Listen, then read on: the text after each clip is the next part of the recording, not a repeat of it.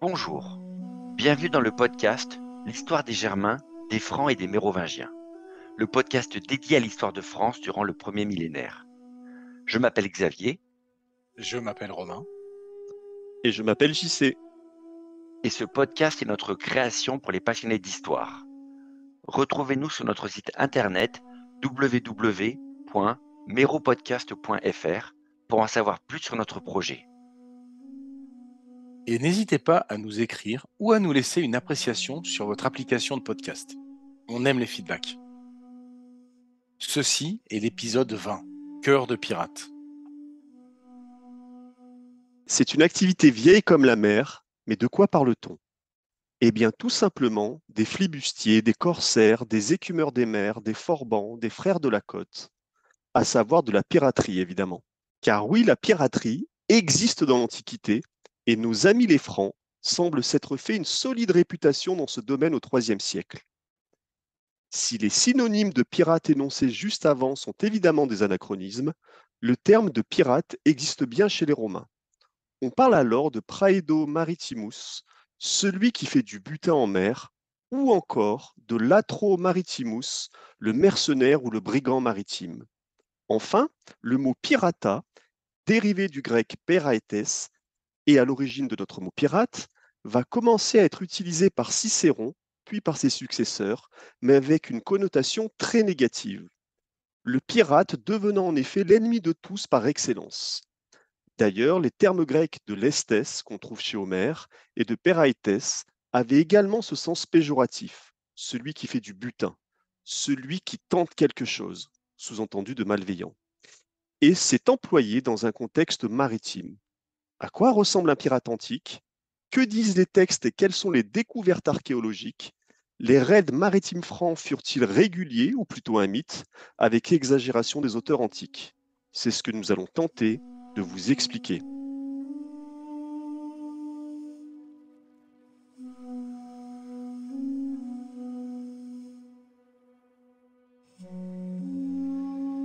Les textes anciens ne lâchent que quelques bribes sur la piraterie franque au IIIe siècle. De simples mentions qu'on peut essayer de rapprocher des traces archéologiques découvertes au XXe. Car on a bien trouvé des indices qui confirment que, profitant du grand chambardement de l'Empire romain de cette époque, les Francs se distinguent non seulement comme pillards à cheval ou à pied des territoires de la Gaule du Nord, mais aussi comme une des grandes forces pirates de l'Antiquité tardive. Mais il faut être méfiant lorsqu'on évoque cet aspect du monde barbare et relire les auteurs antiques avec un peu plus de suspicion que d'habitude. Si les sources littéraires romaines sont déjà truffées d'exagération et d'approximations en règle générale, pour la piraterie, c'est sans doute encore pire que la moyenne. Mais autant qu'on puisse en juger, à la fin du IIIe siècle, la carrière de pirate fait littéralement fureur chez les Francs, selon une logique totalement similaire à celle des raids terrestres. D'abord, il y a les modifications de la structure tribale, qui fait émerger des bandes de guerriers de plus en plus puissantes à partir de cette époque-là, comme on l'a dit. Des bandes qui, pour certaines, arrivent aussi à contrôler des flottilles de bateaux et à développer des techniques pour mener des raids navals. Et comme vous le savez maintenant, la société romaine et donc son armée traversent une crise générale à ce moment-là, qui affaiblit les défenses de la frontière du Nord et facilite le succès des Germains, qu'ils soient à cheval ou sur un navire. Mais il y a aussi un facteur plus spécifique à la mer pour expliquer ce phénomène. Il y a ce que les spécialistes appellent la transgression marine Dunkerque II. Désolé pour le nom barbare pour le coup, et qui n'a rien à voir avec la ville actuelle de Dunkerque d'ailleurs. Cette transgression, donc, est un phénomène géographique en fait. C'est une large remontée du niveau de la mer du Nord qui inonde une bonne partie de la côte actuelle des Pays-Bas. Pour simplifier, une énorme partie des terres agricoles de la région se retrouve envahie par la mer. Un changement du milieu naturel qui prive de ressources une grande partie des tribus localisées dans le nord de l'Europe et se rajoute aux déstabilisations générales du monde germanique dont nous avons parlé à l'épisode 3. En effet, je ne m'imaginais pas les Francs comme les boat people du IIIe siècle. Mais si tu le dis, je te crois volontiers. Surtout que la volonté d'avoir les pieds au sec est une motivation beaucoup trop souvent sous-estimée. Et blague à part, cela rend facilement compréhensible la raison impérieuse qui pousse les hommes de ces régions à tenter le tout pour le tout sur des embarcations qui sont bien loin de ce qu'elles sont aujourd'hui. Et qui plus est, dans une mer pas vraiment franchement reconnue pour être de tout repos. Ce dont on peut déduire que cette piraterie n'a donc probablement rien à voir avec la soi-disant barbarie naturelle des Francs.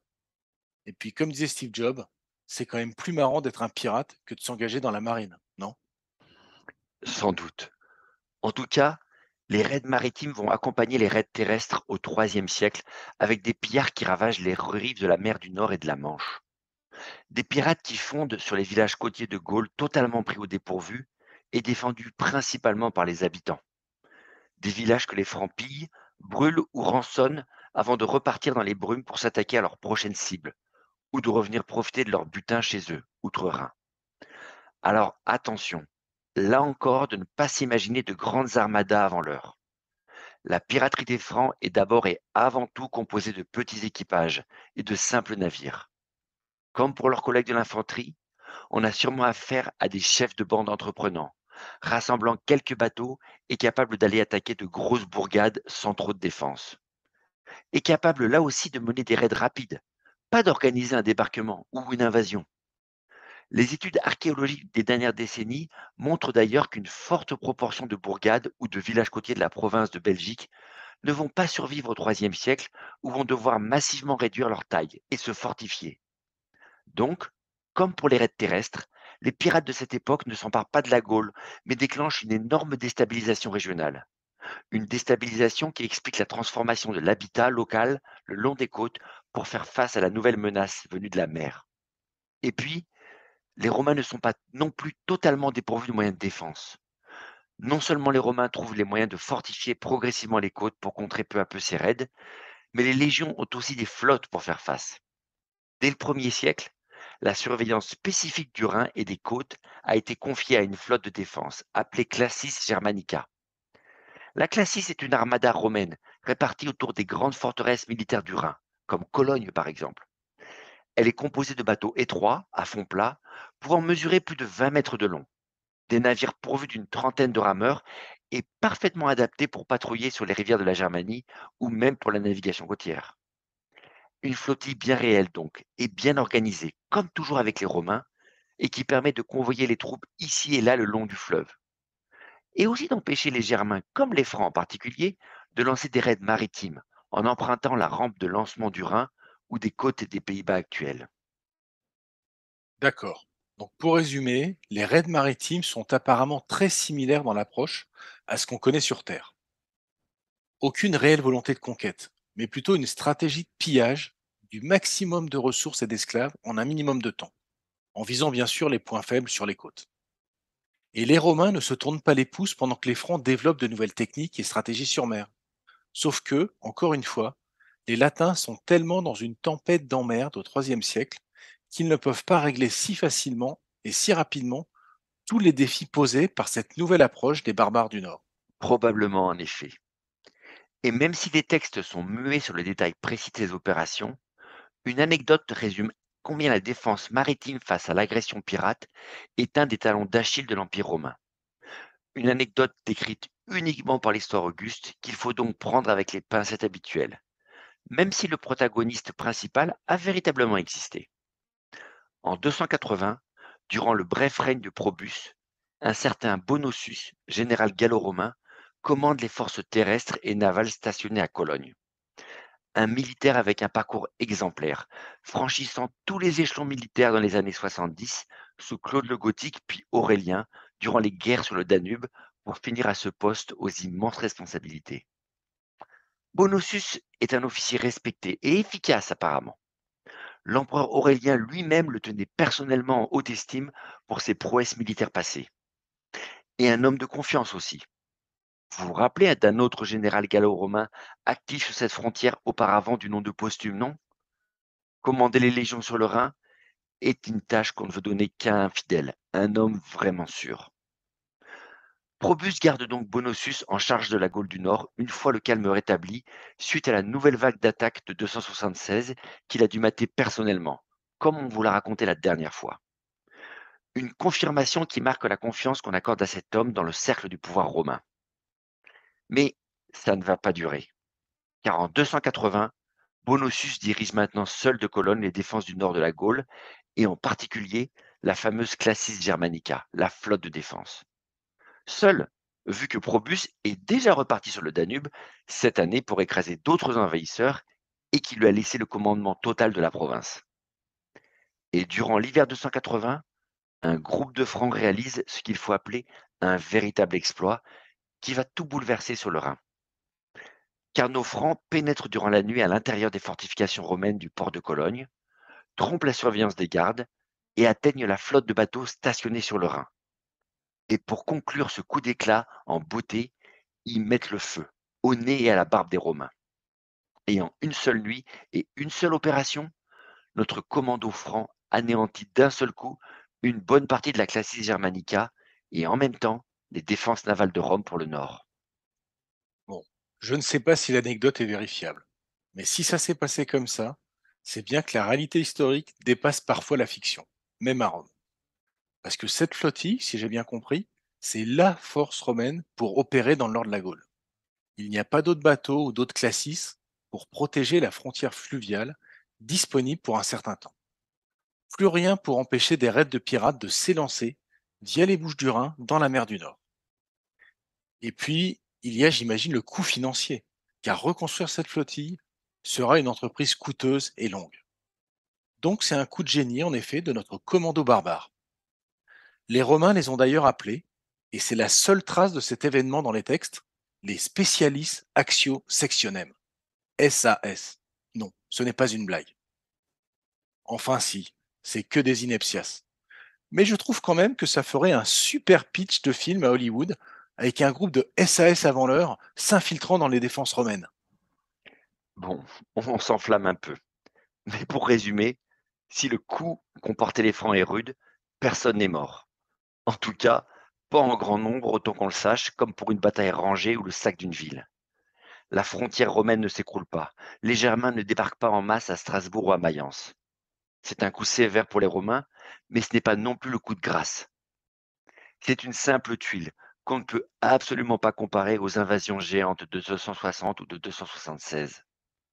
Et pourtant, cette opération commando des Francs va provoquer une réaction en chaîne improbable. Car à la suite de la catastrophe, et aussi bizarre que ça puisse sembler, notre Bonosus se révolte à cause de cet échec et se proclame empereur. Comme ça, directement. Notre général à succès, notre homme de confiance des empereurs de cette décennie, a commis une faute qui entame un peu son prestige et ses forces militaires, et sa première réaction devant son propre échec, c'est de lancer un coup d'État. Coup d'État attesté par les textes d'ailleurs. Surprenant, non? Sauf qu'il y a bien une explication à cette décision étrange. Bonosus n'a pas attrapé tout à coup la folie des grandeurs. Si on suit l'histoire auguste, ce coup d'État surprise n'est pas du tout le fruit d'une stratégie longuement planifiée pour le coup. Au contraire, c'est une réaction désespérée de terreur. Bonosus se déclare empereur sans préparatif et sans plan, juste par peur de la punition que pourrait lui infliger Probus. Lui qui a survécu à l'invasion terrestre géante 3 ans plus tôt. Lui qui a été maintenu en poste malgré les raids catastrophiques de 276 par l'empereur Probus, tente le tout pour le tout avec un coup d'état surprise. Bonosus préfère tout risquer avec son usurpation improvisée et bancale, plutôt que de demander pardon pour son imprévoyance. Sans doute parce qu'il sait qu'on pardonne beaucoup de choses à un général malchanceux dans ses années troublées à Rome. Bataille perdue, nettoyage approximatif de bandes de barbares, voire même peut-être prise de butin illégale, comme pour Posthume. Mais sans doute peu de chances que l'empereur passe l'éponge sur la perte stupide de la flotte défensive contre les pirates francs. Mais bon, la révolte de ton bon Vlalbus ne va pas aller loin, comme un sacré paquet d'autres d'ailleurs. En dépit de ses talents militaires, il va vite être défait par les troupes de Probus, et il finira par se pendre à l'année suivante, plutôt que d'être capturé par l'empereur dans la plus pure tradition d'Antoine et Cléopâtre. Ça renforce l'hypothèse selon laquelle le péril des pirates francs est vu comme une menace gravissime par les Romains et leur empereur. La réaction extrême de bonus-malus semble moins bizarre tout d'un coup. Et l'épisode peut aussi expliquer, peut-être partiellement, le coup de projecteur à la carrière de pirate des Francs que vont rapporter certains auteurs, vu que la seule force crédible à leur opposer a sombré ce jour-là, avec la carrière de Bon au plus. Alors, en fait, les 2 épisodes les plus fameux nous sont racontés par 2 sources très différentes à la suite des actions de Bonosus. Le premier nous est raconté par Aurelius Victor, un auteur venant des provinces d'Afrique du Nord qui écrit à la fin du IVe siècle, soit 100 ans après les faits. Aurelius, qui dresse un portrait apocalyptique des désastres du IIIe siècle, en 260 sous Galien, nous rapporte que, et je cite, les peuplades franques, après avoir pillé la Gaule, s'emparent de l'Espagne, ravagent et détruisent presque entièrement la ville de Tarragone. Enfin, une partie de ces barbares, qui a fort à propos trouvé des navires, pénètre jusqu'en Afrique. Rien que ça. Un raid franc de 1500 km en territoire ennemi, durant les troubles qu'on vous a racontés à l'épisode 16. Une traversée presque totale de la France et du nord de l'Espagne moderne, qui se transforme en épopée pirate méditerranéenne à partir de la ville de Tarragone en Catalogne. Mais l'autre épisode est encore plus fort, non seulement dans les détails qui nous sont parvenus, mais parce qu'il est mentionné juste une vingtaine d'années après les faits, dans un discours public à la gloire d'un des futurs empereurs romains, un certain Constance Chlore, en 297. Un homme dont nous reparlerons. Mais avec une proximité pareille entre les faits rapportés et le discours, difficile de croire à une fabrication totale que les contemporains auraient sûrement détectée. Et dans le genre d'histoire à peine croyable et épique, ça se pose là tout de même. L'auteur du discours raconte, et je le cite à nouveau, en effet, on se rappelle l'audace incroyable et de la chance imméritée de quelques captifs francs du temps du divin Probus, qui, s'emparant de quelques navires, pillent et ravagent tout sur leur route de la mer Noire jusqu'en Grèce et en Asie. Des évadés francs qui volent des bateaux sur la mer Noire du côté de la Bulgarie actuelle et ravagent toute la Méditerranée Est. Et le rédacteur n'en finit pas là, décrivant comment nos apprentis pirates ont continué leur voyage, pillant la Libye puis la Sicile avant de réussir à s'enfuir en repassant par l'océan. Et si on en croit le chroniqueur Zosime, qui semble reprendre le dernier épisode dans sa propre histoire, nos Francs ont même réussi à rentrer chez eux sans dommage après leur saison de pillage réussie dans la Méditerranée. Ok, bon, j'enclenche l'alerte fake news, juste le temps de vérifier tes sources. Car cette histoire de raid maritime, en mode impro total de 7000 km avec quelques bateaux volés, ça a pu le coup monter la propagande, non? Alors que des Germains vivant au bord de l'océan ou du Rhin, soit des marins confirmés devenus pirates pour piller le nord de la Gaule, je veux bien. C'est d'ailleurs le scénario probable au vu des textes et des restes archéologiques. Mais comment des pillards francs, qu'ils aient été faits prisonniers de guerre ou qu'ils aient traversé la moitié de l'Europe à pied, pourraient s'emparer et piloter un groupe de bateaux sur une mer inconnue, loin de tout soutien logistique et infesté de Romains pour réaliser des coups pareils? Juste parce qu'ils sont francs, ils auraient leur brevet nautique, un CAP de construction navale et des puces GPS dans le sang? C'est un peu difficile à croire, même si c'est très flatteur pour nos ancêtres. Oui, de nombreux articles et recherches ont porté sur des événements aussi improbables et beaucoup butent sur ces questions. Franchement, tout porte à douter d'événements aussi fantastiques. Alors commençons avec le premier épisode d'Aurelius César. C'est simple. Nous n'avons même pas mentionné ce fameux raid en territoire ibérique lors de l'épisode 16 et des attaques de 260 sous Galien. Tout simplement parce que beaucoup de spécialistes doutent de la nature d'un tel raid. Malgré les désordres monstrueux de cette époque, l'Espagne n'est pas du tout tombée comme l'affirme l'auteur, et la présence même de Germain au sud des Pyrénées est plutôt rejetée par la plupart des historiens qui bornent ces attaques à l'est et au centre de la France actuelle. Des fouilles menées à Tarragone ont montré que si la ville a subi des destructions durant ces décennies, rien ne prouve qui en sont les auteurs. Et en plus, seul le port aurait été touché, pas la vieille ville. Alors, comment comprendre ce passage si spécifique avec une ville particulière mentionnée comme la base pirate du IIIe siècle?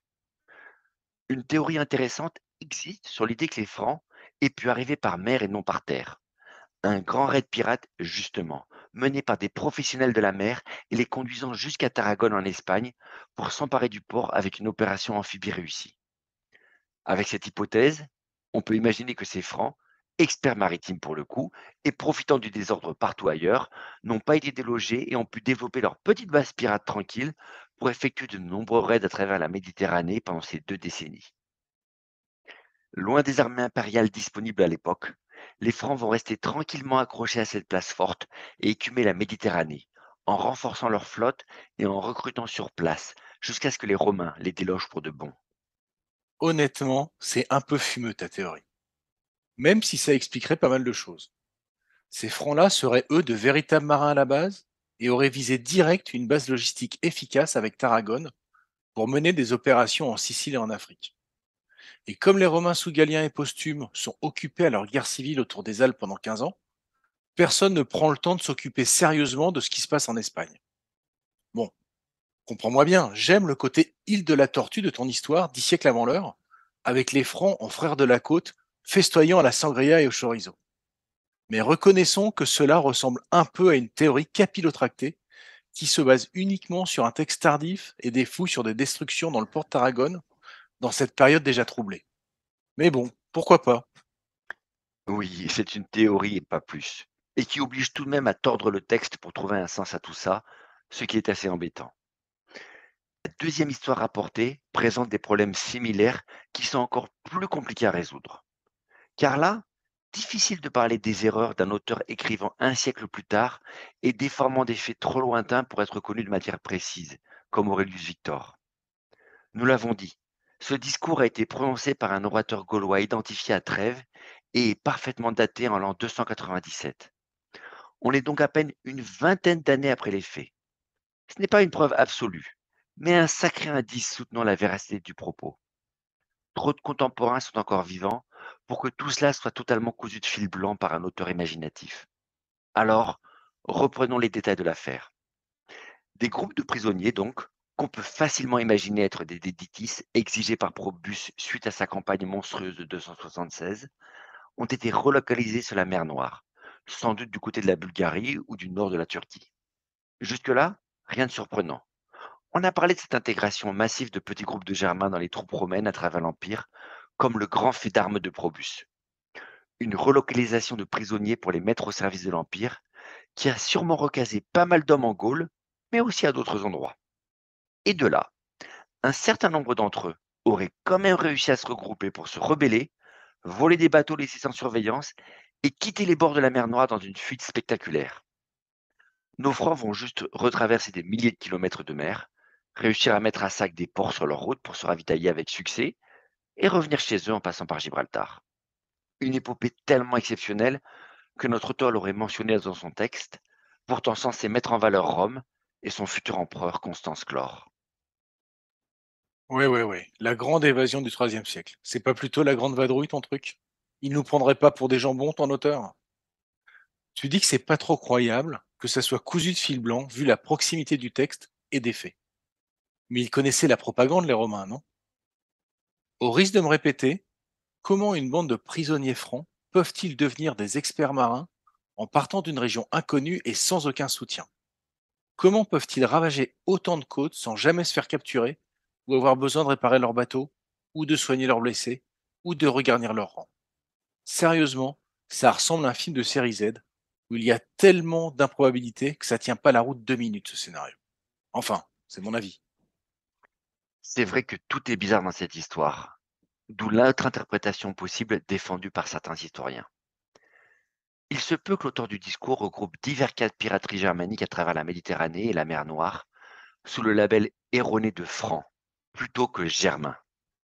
Car, localisés près de la mer Noire, on trouve bien des Germains, bien célèbres eux aussi, et familiers avec la piraterie et le pillage de l'Empire romain. Ce sont les Goths évidemment, et leurs raids multiples à travers la mer Noire et la mer Égée ont défrayé les chroniques durant les décennies 260 à 280. Les auteurs ont aussi rapporté leur pillage, bien attestés pour leur part dans les documents, de villes considérables comme Athènes ou Éphèse, en utilisant leurs bases marines du nord de la mer Noire. Alors, est-ce que l'auteur du discours pour Constance Chlore, natif d'Autun en Gaule du Nord, est naturellement beaucoup plus obsédé par les Francs, les grands pillards qui ravagent son propre pays depuis des décennies, plutôt que par les Goths qui vivent à des milliers de kilomètres? Sûrement. Est-ce qu'il a inversé les noms par conséquent? Peut-être. C'est une possibilité qui serait moins spectaculaire et plus faisable logistiquement. Les Goths disposant, eux, de nombreuses bases sur la mer Noire qui vont leur permettre de frapper toute la Méditerranée de l'Est avant la reprise en main des mers par Rome à la fin de ce IIIe siècle. Ce qui pourrait d'ailleurs expliquer l'inclusion erronée du mot franc dans un discours à la gloire de Constance Chlore. Car lui, son fait d'armes, c'est justement d'avoir maté les Francs à cette époque-là, pas les Goths. Tous les crimes et les exploits qu'on peut mettre sur le dos des Francs contribuent par ricochet à sa gloire. Donc, pas cousu de fil blanc cette histoire dans cette hypothèse, mais légèrement déformée pour que ça colle bien avec l'objectif de l'auteur. Les Romains n'étant jamais trop obsédés par la précision quand on parle de barbares. Mais bon, là aussi, il faut tordre le texte, puisque l'orateur parle de francs et pas de Goths. C'est peut-être plus crédible comme ça, mais dans le fond, on n'en sait rien. Et si on résume, ces deux histoires semblent au minimum ubuesques. Il y a quand même un paquet de paramètres qui rendent le tout fortement improbable, alors que les preuves matérielles sont extrêmement minces, voire inexistantes. D'un autre côté, je comprends le pas de fumée sans feu et difficile de penser que tout est inventé à 100%.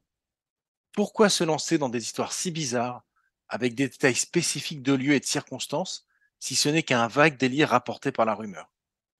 Et d'ailleurs, il y a autre chose de plus surprenant encore dans ces histoires-là. Les deux anecdotes qu'on nous rapporte se passent en Méditerranée, au cœur de l'Empire. C'est étrange, non? Parce qu'aux dernières nouvelles, les Francs habitent plutôt loin, genre en Germanie, là où la Méditerranée, on ne la voit qu'en carte postale. Enfin, normalement. Alors oui, nos 2 épisodes pirates se passent là où par nature, aucun Franc n'est censé avoir mis les pieds. Et donc, il est un peu curieux que ce soit les seules mentions détaillées d'opérations de piraterie de nos héros. Mais il y a un facteur d'importance à considérer quand même. La Méditerranée, ce n'est pas n'importe quelle mer pour les Romains. La Méditerranée, c'est Mare Nostrum en latin, littéralement notre mer. Pour un Romain, c'est le seul théâtre d'opération maritime qui compte vraiment, le seul espace qui parle à n'importe quel habitant de l'Empire, quelle que soit sa province d'origine. Pour les auteurs de l'époque, une action navale choquante ou spectaculaire, quelle qu'elle soit, prendra une toute autre ampleur pour son audience si elle se passe sur ce terrain d'action-là. En réalité, dire Méditerranée, c'est dire chez nous pour un Romain. Et pour n'importe qui, inconsciemment, une action qui se passe chez vous compte toujours beaucoup plus que si ça se passe ailleurs. N'importe quelle entreprise, n'importe quel coup d'éclat en Méditerranée va attirer l'attention des auteurs romains et de leur public et se trouvera amplifié 1000 fois plus que n'importe quel village brûlé en Belgique ou en Bretagne. Donc, est-ce que les auteurs ont déformé des faits ou rapporté de manière incorrecte des actions maritimes en les attribuant aux Francs et en les positionnant de manière inexacte en Méditerranée, histoire d'être sûr que leurs lecteurs comprennent clairement le message sur la sauvagerie de ces pirates-là? Peut-être. Et dans le cas inverse, dans le cas où effectivement des pirates francs ont vraiment réussi à mener des raids en Méditerranée, d'une manière ou d'une autre, pas étonnant alors que les contemporains aient relevé ça dans les textes et les noté tout à fait particulièrement au milieu des récits des désastres. Pas à cause de leur importance réelle, mais plutôt à cause de leur caractère spectaculairement choquant, qui évoque immédiatement à un Romain le niveau de catastrophe qu'on atteint en son IIIe siècle. Ok, je commence à comprendre ce que tu veux dire. Peu importe si des Francs sont vraiment venus piller en Méditerranée. Les historiens en doutent, mais ce n'est pas ça qui est vraiment important. Le fait même qu'on rapporte ce genre de choses comme crédible au IIIe siècle démontre que la piraterie des Francs en mer du Nord était intégrée comme quelque chose de normal, voire courant, par tout le monde dans l'Empire. Associer pirates et francs faisait partie des évidences de base pour n'importe quel Romain de l'époque, et leur pillage en mer du Nord était connu de tous. Le truc tellement classique que plus personne ne se fatigue à en parler. Sauf bien sûr quand cela dépasse les bornes avec des histoires vraiment spectaculaires, qu'elles soient véridiques ou non d'ailleurs. Mais toutes les bonnes choses ont une fin, et l'heure de gloire des pirates francs va bientôt se terminer. Passé l'an 300, il semble que les mentions dans les textes au sujet de la menace pirate des Francs commencent à s'espacer jusqu'à disparaître progressivement. En y réfléchissant, la raison est sans doute assez simple en fait. Nous allons en parler dès le prochain épisode, mais sans tout vous dévoiler, les Romains vont tout bêtement reprendre le contrôle de la vallée du Rhin à la fin du IIIe siècle. En réoccupant militairement le Rhin et son embouchure avec des forces réorganisées et rééquipées, Rome va bloquer l'accès pour les Francs au pillage facile à partir de cette zone de lancement. Pirates qui n'ont plus les mêmes opportunités tout à coup pour aller mettre à sac les côtes de la Manche, de l'Atlantique, voire de la Méditerranée, comme cela a pu être le cas précédemment. Mais tout ne se termine pas par un happy end à Rome pour autant, car la fin de la menace franque signifie aussi la montée en puissance d'une autre menace barbare pirate, plus au nord celle-là, avec les Frisons et les Saxons, qui vont progressivement prendre le rôle de grands vilains pirates de l'Empire romain. Deux peuples, eux aussi issus du grand monde germanique, localisés sur la mer du Nord, mais un peu plus loin des Romains, quelque part à la frontière entre Allemagne et Danemark actuel. Saxons et Frisons vont reprendre le flambeau des Francs à partir du IVe siècle, profitant de leur base plus éloignée du Limès pour continuer leurs attaques contre l'Empire. La piraterie barbare ne va donc pas s'arrêter avec Probus et Constance Chlore. Elle prendra juste un autre nom et trouvera un autre centre de gravité, absorbant sous de nouveaux labels tous les marins germaniques du Nord qui veulent eux aussi tirer profit des côtes mal défendues de l'Empire. À la fin de ce IIIe siècle, la vérité est que les Romains en ont peut-être terminé avec les pirates francs. Par contre, ils sont loin d'en avoir terminé avec les pirates en mer du Nord.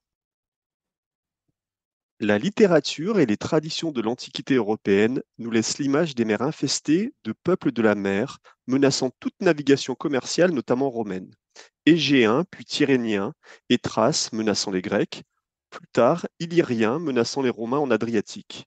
Mais on parle finalement assez peu des reines maritimes dans le nord de l'Europe. Ainsi les Francs furent, semble-t-il, également des pirates efficaces, poursuivant sur mer leurs raids terrestres.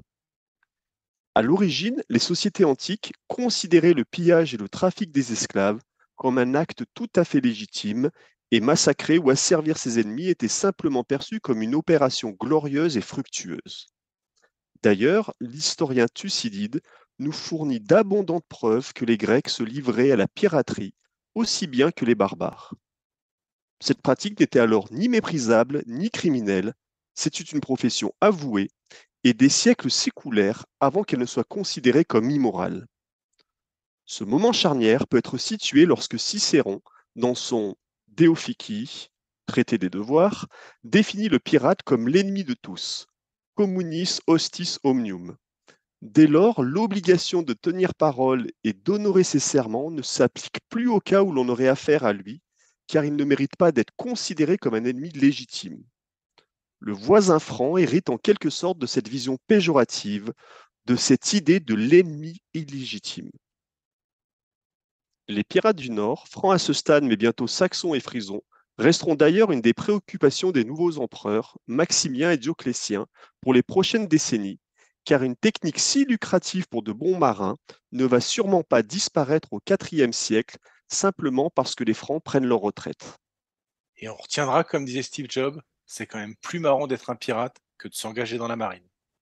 Mais ceci est une autre histoire pour notre prochain épisode.